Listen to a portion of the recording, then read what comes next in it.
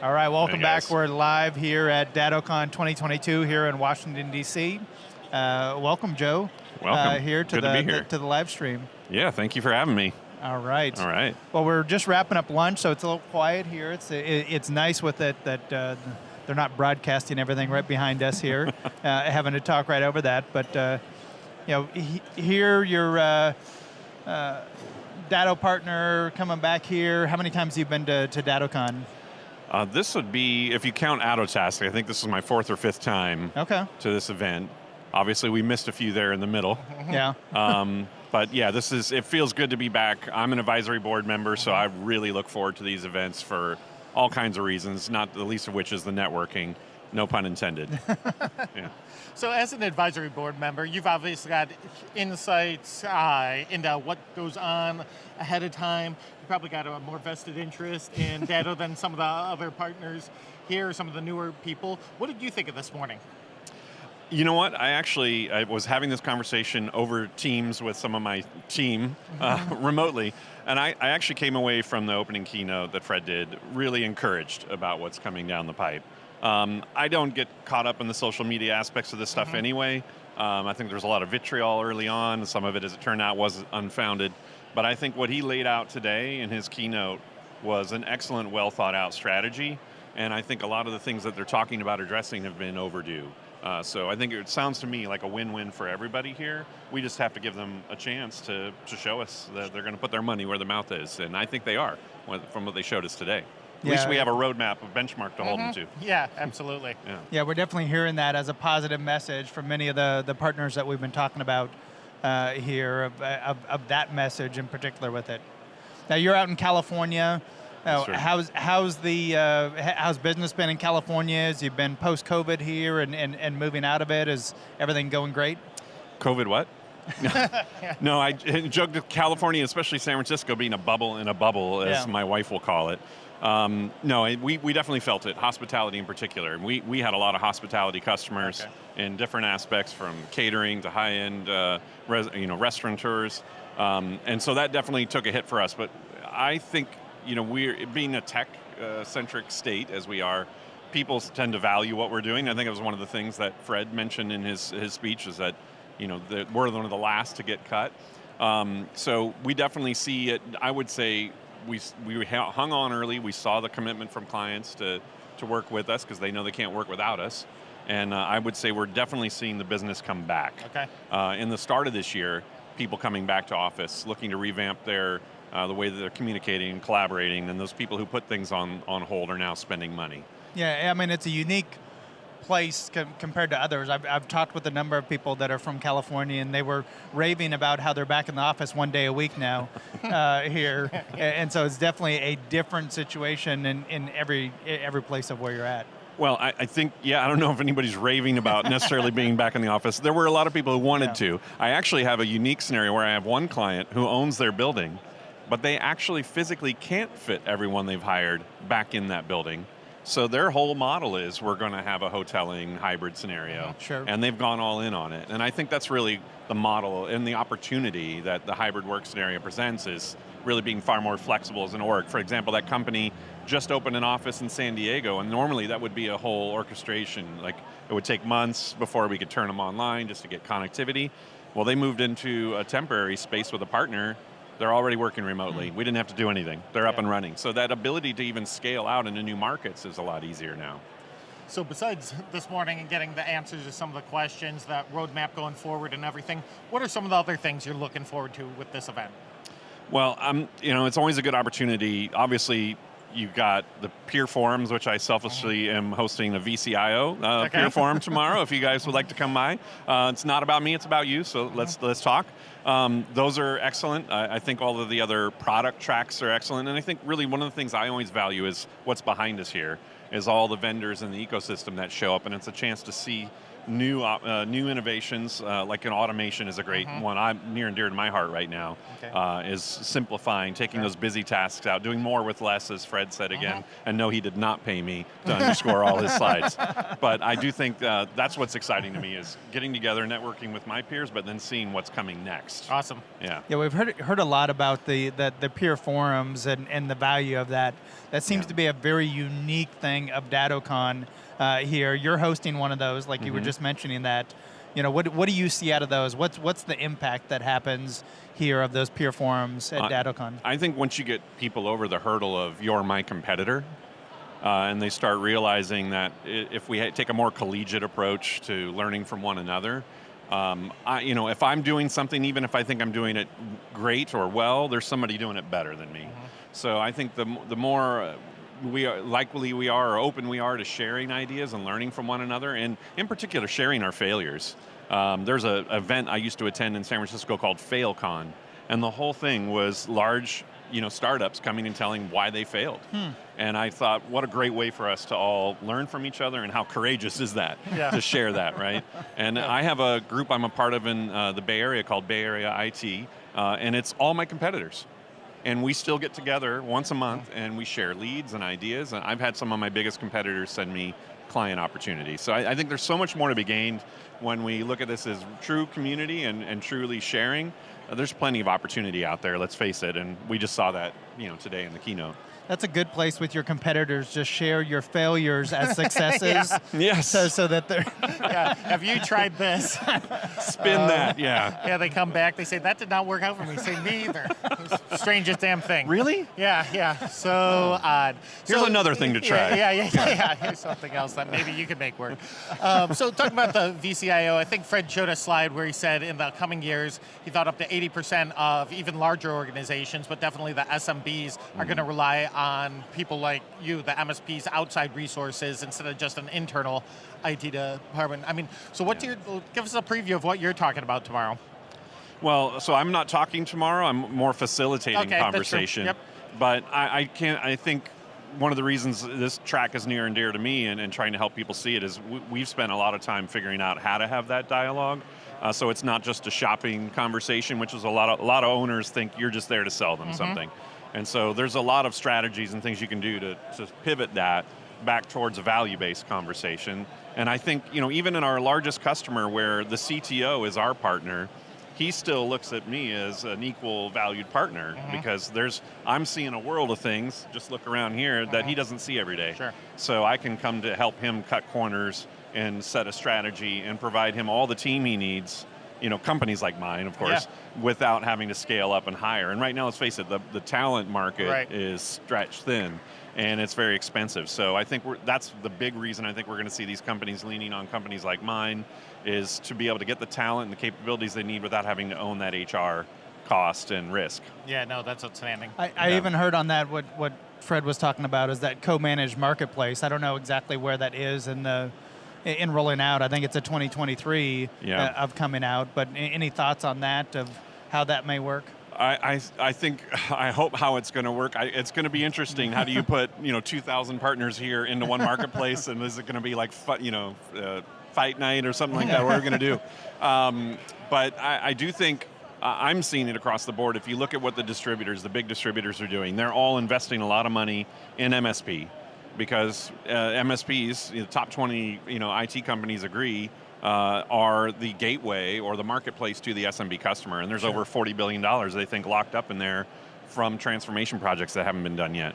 So I think it's definitely proven that there's need for us to be that gateway. And I think these companies spending money to find ways to make that easy is the right move. And that's why, let's face it, distributors don't spend money on you for fun. They want to convert. Yeah. So obviously they see the money there, and I think this would be a great way, though, to get some low-hanging fruit, get people started in that co-managed space. Well, at least they're looking at ways of being able to help facilitate that, because each and every MSP of being able to having to do that themselves can be an uphill battle. Well, if they can just get that 2,000 MSPs all at once and sort that out. Cage match. Yeah. I think the thing is, like, most MSPs, and we're not that big ourselves. We're 14 right now, but we started as 3, 4 people. Most MSPs don't have marketing. They don't have that outreach. So I think anything we can be doing to help line up some opportunities is good. And certainly, let's face it again, it's a self-fulfilling thing. If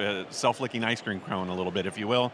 If they're getting more business for us, then it's more business for them. We're selling those tools that they're here to pitch us. So. Absolutely, it really makes sense. So Joe, I know we're taking out of sessions. We appreciate you coming by and taking some time with us appreciate it. today. And we'll definitely look forward to your peer forum tomorrow on the VCIOs. So well, thanks so for much. having me, guys. Appreciate it. Thanks, Joe. All right.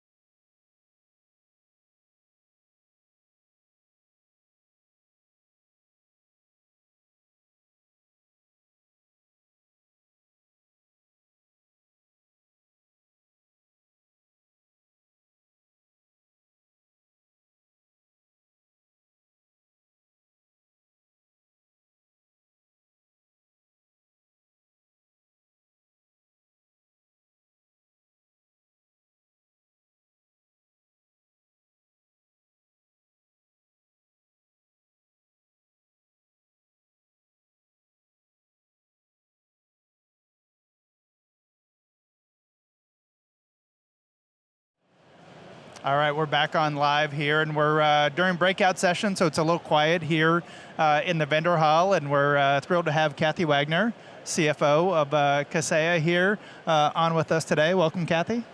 Thanks for having me. All right. Well, we've been talking with a lot of the partners here after Fred spoke this morning, and a lot of good positive with some, hey, you know what? Let's wait and see. Fred didn't break anything this morning, but I've heard the proof is in the pudding. I think multiple times here that they're looking to see. That's great news that the Datto partners here are hearing some of that message, and they're being receptive to that message. Absolutely. I think, the wait and see, I understand. I mean, what I keep telling folks, and I've met with a lot of partners over the past few weeks, is that, we bought this asset, and our, number one thing is to invest in the asset and make sure that we make the most of it. We bought Datto because we think they have great products and great customer support, and fundamentally, that vision aligns with what Kaseya's vision is. So, I get a lot of folks asking me, hey, are you going to cancel this product or retire this? And I'm like, absolutely not. We just spent over $6 billion for these assets, and end of lifing them is probably not going to be the best way to get the business to move forward. But in all seriousness, we bought the company because we think they have great products, and we're looking forward to investing in them, integrating them, and really offering our partners or MSP customers absolutely the best experience, the best products, and solve some of those pain points that Fred addressed earlier today in the keynote. Yeah, absolutely. Yeah, Kathy, on top of the products, the software, and everything, one of the things we hear about is the Datto support. And that's one of the questions that Fred addressed in there. I mean, it looks like you're doubling down on investment in MDF and the partner programs. It was something like 2 to 4 times with that. So talk a little bit about that with the feel of DattoCon and keeping that community feel, keeping the same, as Fred called it, the MSP-ness of Datto and what they kind of brought to the table. Absolutely. So I think, we're trying to bring the best of both worlds together with the acquisition. And one of the things that we really liked was the Datto partner program. And what we said was, this is awesome. I think Fred said, why didn't we do this earlier, And instead of raising limits or trying to make it for the bigger company, we're actually just allowing Kaseya customers to come into that program just as it is.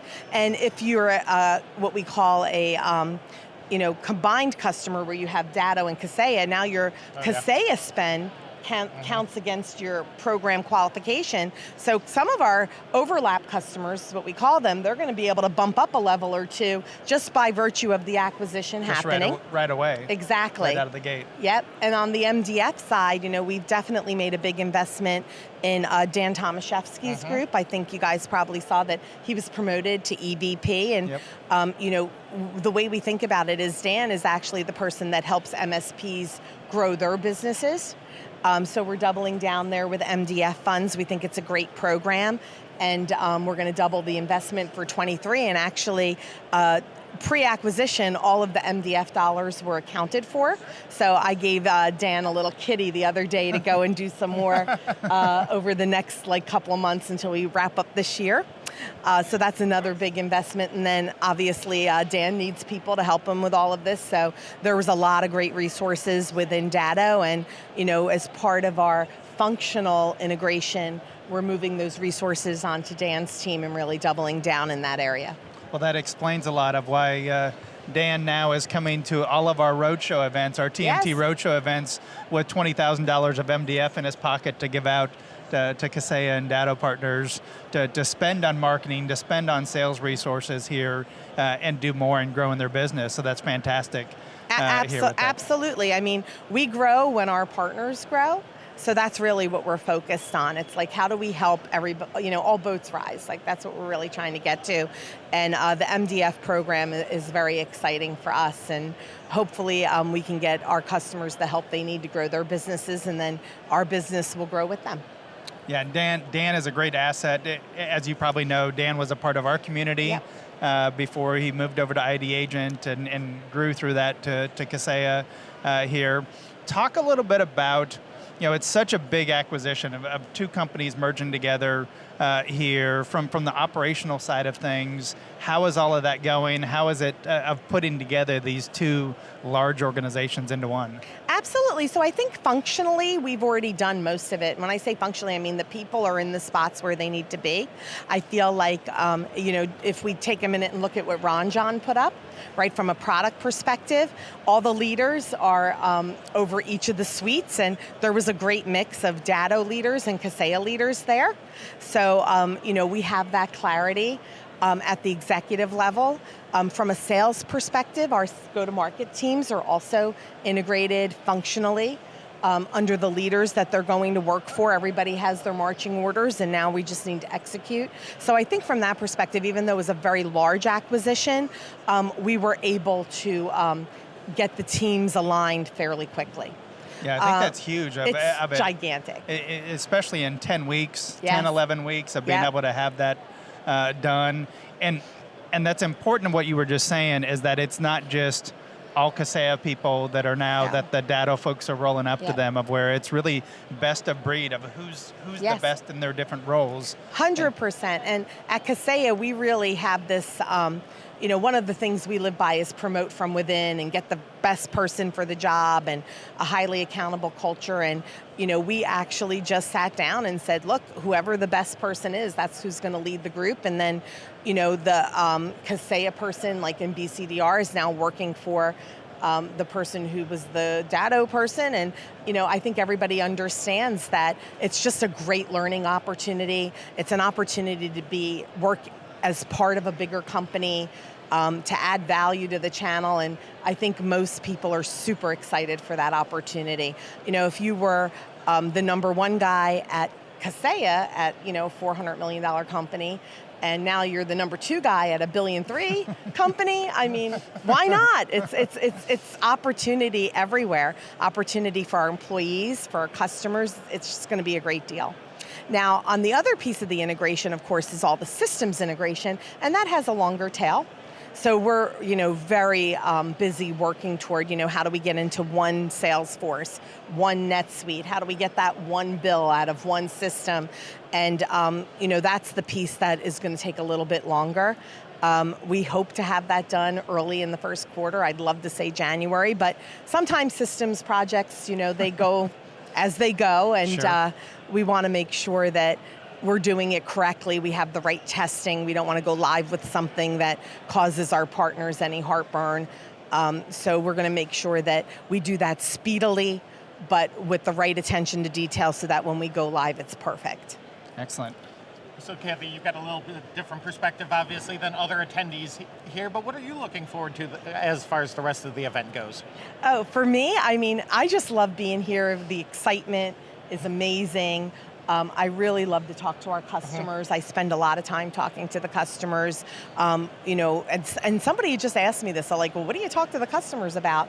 And it's like all sorts of things, but a lot of times, just like general business advice, I talk to them about making sure that they understand the value of the services they're providing and making sure that they're realizing that value. Talk to them about how to grow their businesses.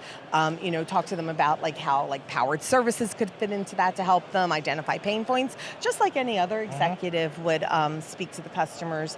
I try to give them advice, like for example, if they're looking to do M&A, I might talk to them about, are your books separate? Is your personal separate from your professional? How are you thinking about profitability?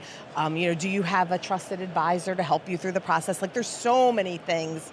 So I just love walking around and talking to everybody on a multitude of business topics, as well as just getting the energy and excitement of the main stage and what's ahead. Well, I think that's one of the coolest things you guys have done. You've made the event, we've asked people how it's different or what they were expecting. They're like, it's the same event, it's just bigger. It's bigger. There's a lot more going on, but it's got that same energy, that same excitement, and that same community, which goes along with that better together type of theme with that. Is community so huge in the Datto market, and having that be the main theme, people are excited about that. Absolutely.